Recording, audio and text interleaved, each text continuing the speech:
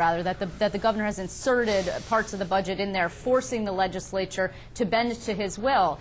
Do you believe at this point what's going to come out of this is going to be anywhere near something that might mirror what you're talking about, or is New York headed down the road next year or the year after like Greece?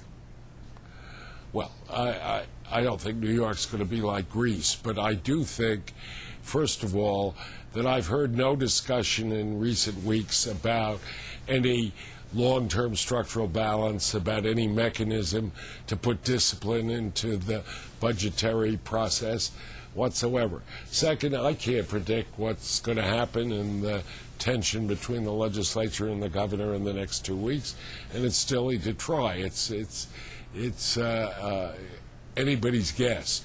I think, third of all, that I think what's very difficult to explain to the public, particularly when there is no public discussion, let alone debate on these issues, is what are the implications for next year? We don't know for certain what next year is going to be. We're not even sure that the budget they pass will last to the end of this fiscal year. Just think about last fall. Yeah. The state, because of economic circumstances, things they had no control over, caused the governor to convene the legislature to try to address a mid-year deficit of over $2 billion. Lieutenant Governor, let me ask you just quickly, you first of all, will you be coming back up to Albany in the next 2 weeks while this budget plays out? You will? I certainly will, yes. Okay. You, to be the first appointed Lieutenant Governor of New York is somewhat historic. It's never happened before. I just wonder, looking back at it all now and looking at the place that we are now, where you've put out this plan and it's not being discussed in the fullness of the way that you wish it would, are you sorry that you accepted the job? No, not at all. It's not the only time in my life that my advice hasn't been followed. Just ask my kids. But no, I'm not sorry at all. I said yes to the governor because I care a lot about the state and because I've been somewhat of a public service junkie in the last 25 years, and I have no regrets whatsoever.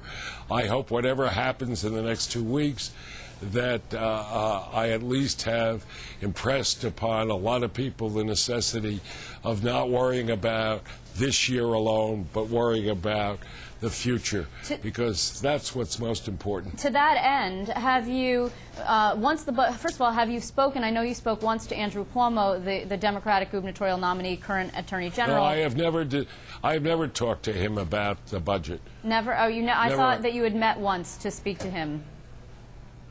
Well, I think right after I was appointed, I see. We had a cup of coffee and talked about the problems of the state, yes. Well, might you be then? I mean, once the budget gets passed, assuming that it will not have, probably won't have, any of these long-term fixes that might actually behoove New York going forward, might you seek to meet with Andrew Cuomo and maybe even the Republican gubernatorial candidates? And do you think that there's anything you can do in the time remaining